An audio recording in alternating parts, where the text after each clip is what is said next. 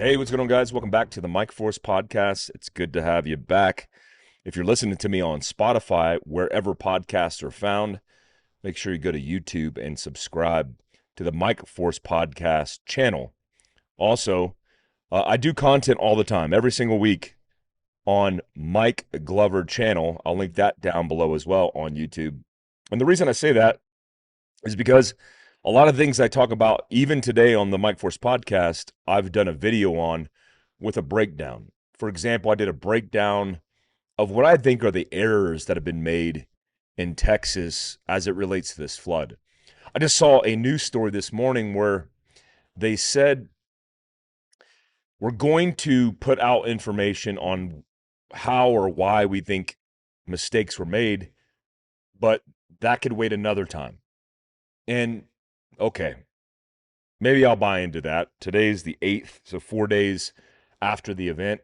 And I get the sensitivity. The sensitivity is we're working because we're trying to save lives or recover in many cases this many days post the actual event.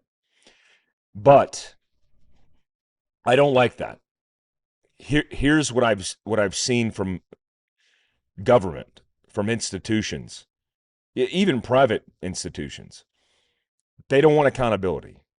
Nobody wants accountability because they know somebody's going to get in trouble. City managers, mayors, governors, they know that there is a responsibility that needs to fall on someone's shoulders. And when people die, everybody scatters like rats. And that's a problem for me, especially in the national security and public safety sphere. I think about that often as it relates to my former profession, where if mistakes were made, it was addressed immediately, even if casualties were part of the equation. If we lost guys, we had conversations hours after the people were lost. And we talk about, like, hey, what went wrong? What went right? More importantly, what went wrong? And how can we make sure we never make that mistake again? And I thought about it as it relates to natural catastrophes. Right now, North Carolina is getting pounded with rain, wind from this tropical storm, and it's causing floods. It's a major issue. So if you take a step back and you're like, okay, well, that's going on right now. Can we learn lessons despite the tragedy right now that could help people's lives, that could save lives? So let's take a back step into 1987, where in the same area, 10 teenagers and 33 others were injured when the Guadalupe River did the same exact thing and got a torrential downpour that increased it from a few feet, to 31.5 feet. 10 teenagers were killed. The response was there was a whole bunch of errors, but they put in, for example, speakers along the river to give warning to those that were affected or impacted, potentially by a flood warning. Now, I want to read this because I think a lot of people should know this. I didn't know this prior to this. I had an idea, but I didn't know this prior to this, the specific details of the difference between a storm watch, a flood watch, and a flood warning. I did not know the specific details of the differences between those. So let me call this out for you. If the National Weather Service, which is the governing body for monitoring, reporting weather in our country, which is a federal entity, for example, in Austin, Texas, and San Antonio, it's the same National Weather Service department. Anything going on in those areas, it's disseminated by that department. For example, a flood watch. So a flood watch means be prepared. Verbatim reading from the National Weather Service's website, it says a flood watch is issued when conditions are favorable for a specific hazardous weather event to occur. A flood watch is issued when conditions are favorable for flooding. All right, be prepared. So part of the problem is, what does that mean? Be prepared. Be prepared to abandon ship, abandon RV, be prepared to seek the high ground, be prepared to not be outdoors. What does that mean? We don't know because it just says words. Just like run, hide, fight. Same thing. And I'm not blaming government institutions because honestly, I don't trust them. I don't trust that the acronym some government employee made is the protocol that I should follow. What I do is follow subject matter experts in the private sector who are recommending advice on what to do. The problem is we're not disseminating this. And so if you take a flood watch, which is the bottom, lowest risk and consequence warning from the National Weather Service, what's the worst? Well, it's a flash flood warning. And it says take action. Okay, what is that? Take action. What does that mean? No one knows what that means. The grandma living in her small home that she's been in since she was a kid, the family visiting from out of town in their RV parked along the river, the little girl inside Mystic Camp with the counselor was a little girl that's a teenager, that's 18 years old. Does she know what that means? No, she doesn't. It says a flash flood warning is issued when a flash flood is imminent or occurring. If you are in a flood prone area, move immediately to high ground. Okay, that's a little bit better. So now we're saying if you're in a flood prone area, do people know they're in flood prone areas? That's a question. That's a valid question. So if you're at an RV camp, when you park your RV parked along the river, do they come and as part of their in brief when they tell you where the bathrooms are, also advise you that you're in a floodplain? Probably not. So how do you know you're in a floodplain? You don't. And a flash flood is a sudden violent flood that can take from minutes to hours to develop. It is even possible to experience a flash flood warning in areas not immediately receiving rain. Well, that makes sense because if the river is, or you're downstream and the river is upstream and there's a flash flood warning, you might be in a place that doesn't even have a river. And you might be in a plain that is going to be on the other side of the crest. And you wouldn't know that until you saw the wall of water. If you do see it, because this happened at night, if you saw the wall of water coming. So we have two very distinct variations of this. We have a watch as compared to a warning. Watch as compared to a warning. So the lowest consequence versus the highest consequence. How is that reported to people? It's a very simple question. How is that reported to people? Well, I'll tell you how it's reported to people. According to the National Weather Service, they put out a tweet on X. A tweet on X.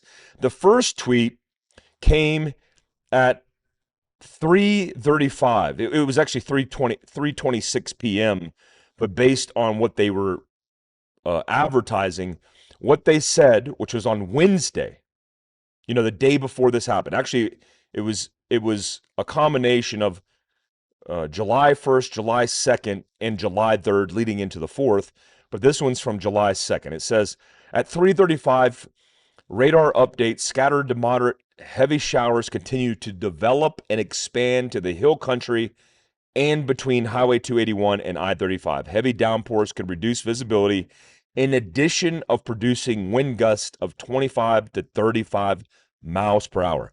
That's directly from the National Weather Service Austin / San Antonio via their Twitter handle. Okay. All right. So they're putting out activity.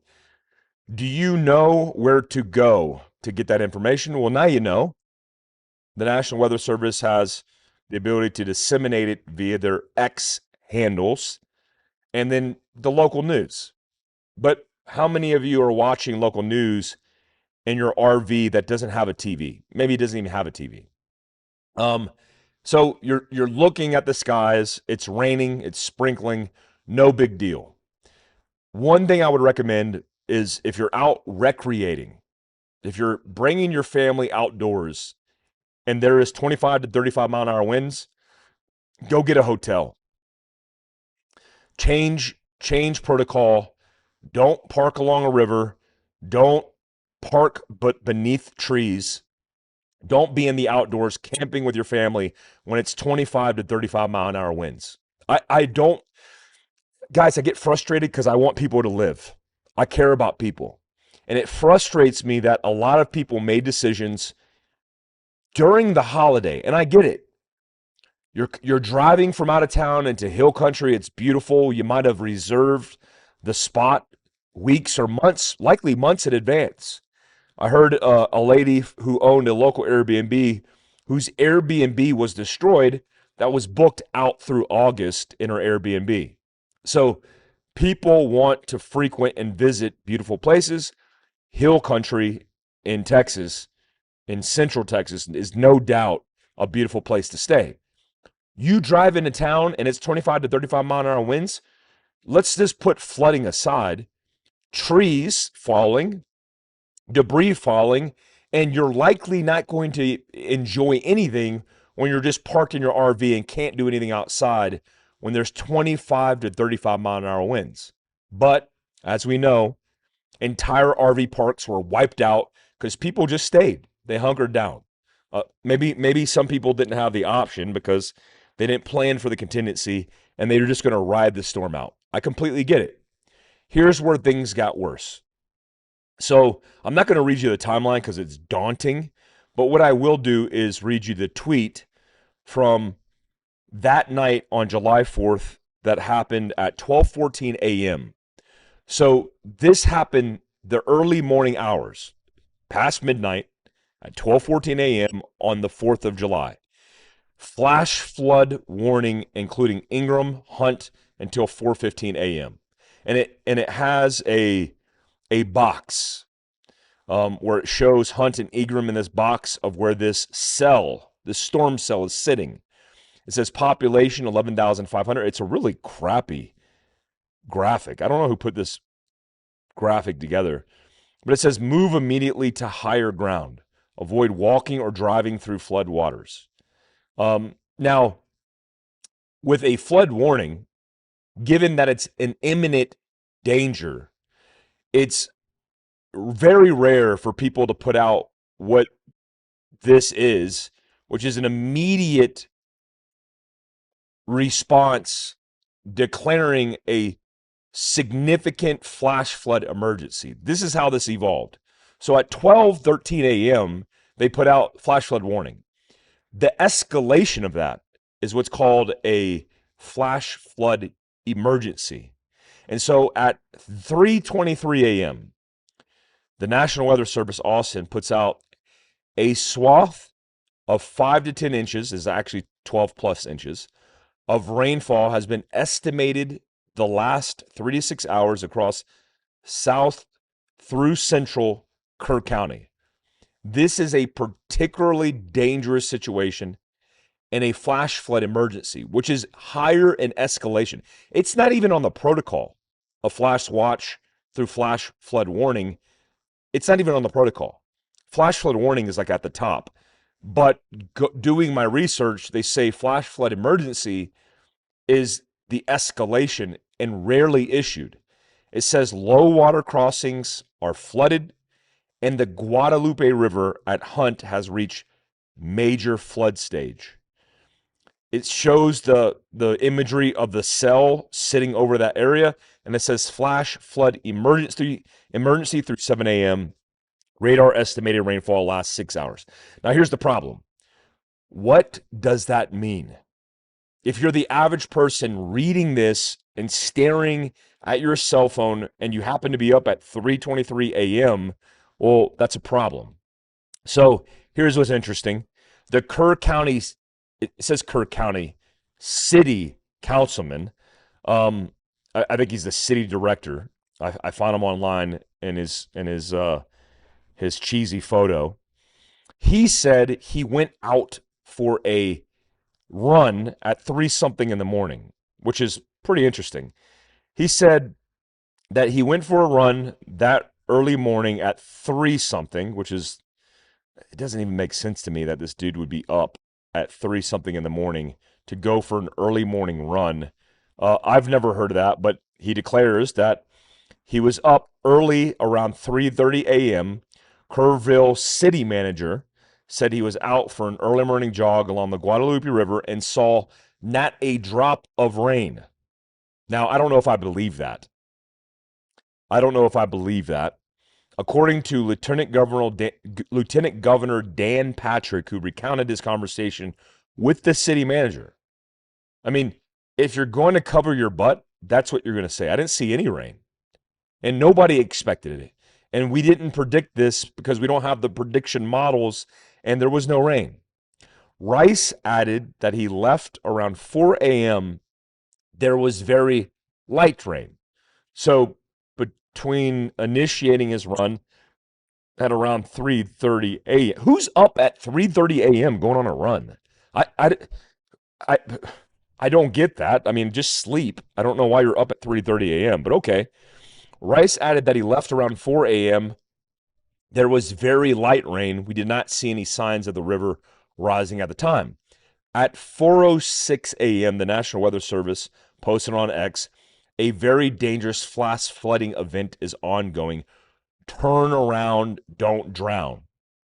I don't know where that tweet came from because I looked at both tweets. I even just read you off the tweet from 3:23 a.m. Couldn't find that one, but okay. So it's escalating very rapidly. So at 5:15 a.m., the National Weather Service posted on X there was a flash flood emergency. That's actually not true. It was before that. This type of alert is exceedingly rare, the National Weather Service says. They say that it was posted on X at 5:23 a.m.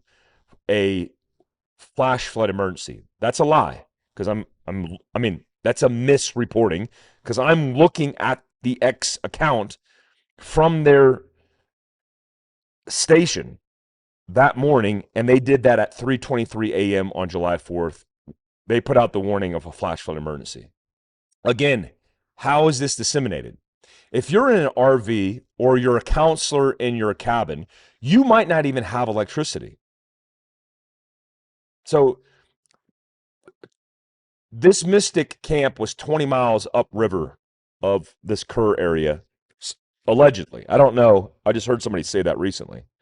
And if you're a camp counselor and you're in the rain, and apparently they were in the storm, and some of these little girls were going into the camp counselors' rooms and saying that the electricity was out, the noise on the windows was loud, and one of the counselors reported that she told the girls to go back to bed.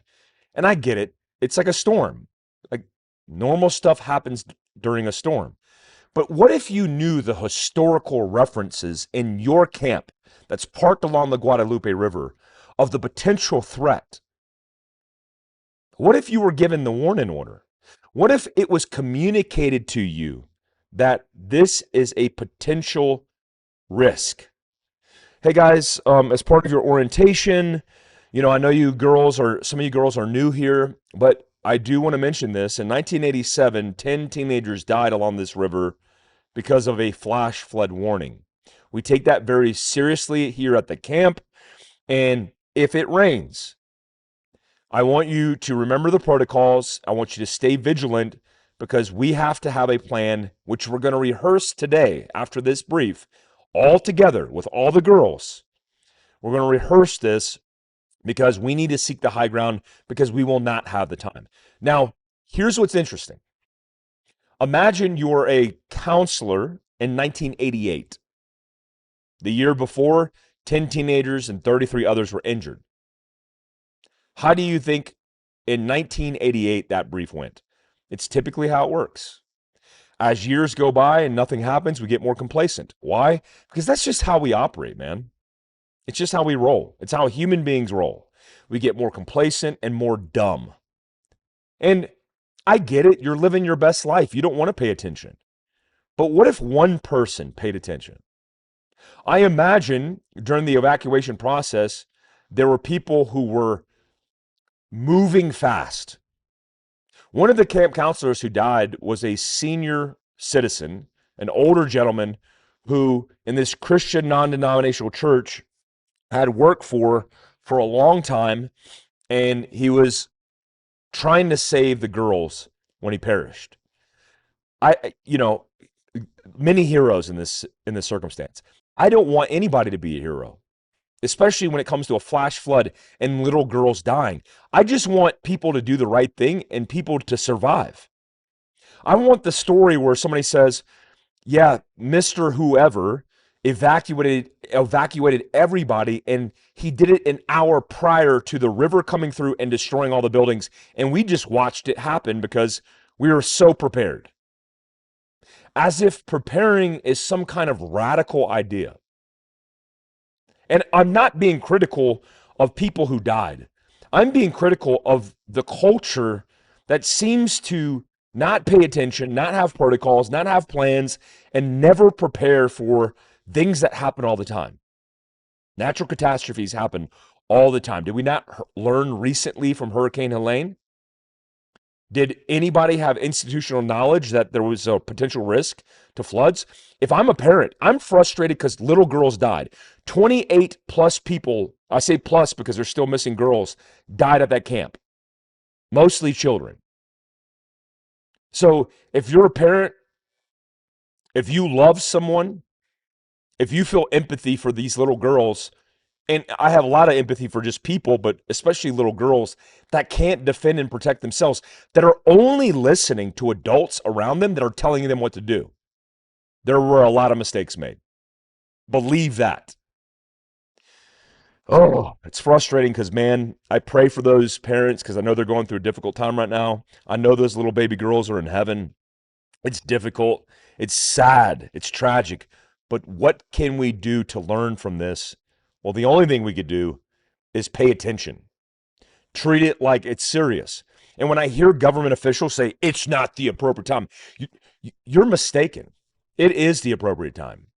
There is always an appropriate time post a catastrophe where lives were lost to have the conversation to figure out what we did wrong so we can improve upon it now.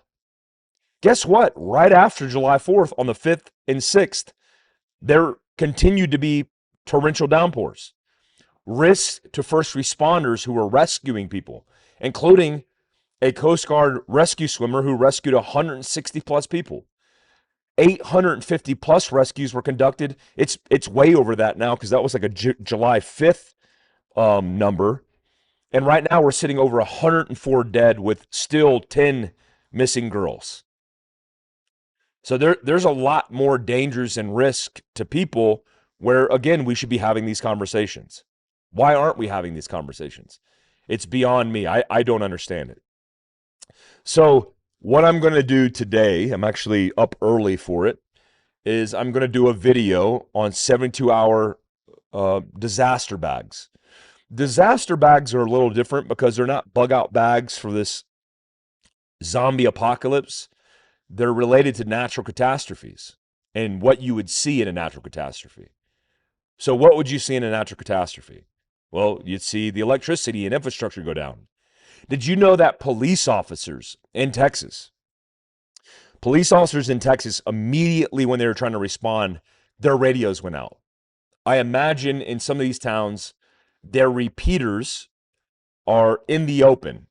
And if a flood ripped through where the Guadalupe River went from a few feet to 30 plus feet, yeah, the infrastructure was destroyed. The electricity went out. And if police officers don't have repeaters, well, what's the contingency? You know what the contingency was on the ground? Starlink. Yep, they used Starlink again to save the day. It's like, why don't we just invest in Starlink out the gate? I don't know. Again, sometimes we don't pay attention to these things. I'm going to do a 72-hour disaster bag video on my YouTube, Mike Glover channel, which I'll link again down below.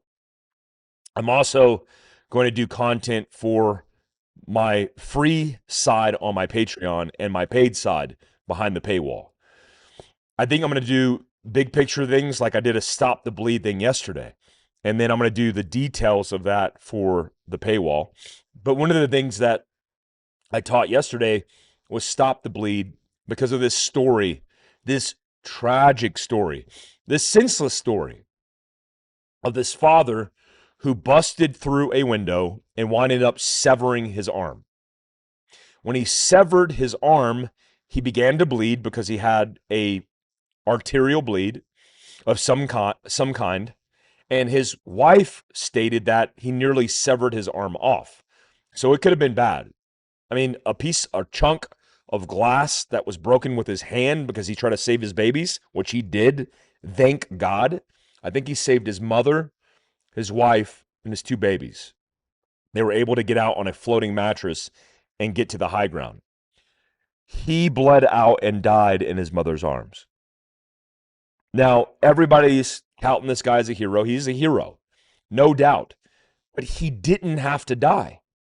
Bleeding in an extremity is a very easy thing to address with a tourniquet. Even if it's a rudimentary tourniquet, you might not carry a Cat 7 tourniquet on your person when you're in bed. But if you have a t-shirt, a piece of material, you could stop the bleed. So unfortunately, nobody around him, including himself, knew how to stop the bleed. And he just bled out. And he said, "I love you" to his mom and his family before he faded off and passed out and died. That's senseless, guys. Because one, when they even tell the story, nobody really understands. It's like there was nothing we could do. Yes, there was a lot of things that you could have done, including getting training on applying a tourniquet, on first aid and trauma, and stopping the bleed.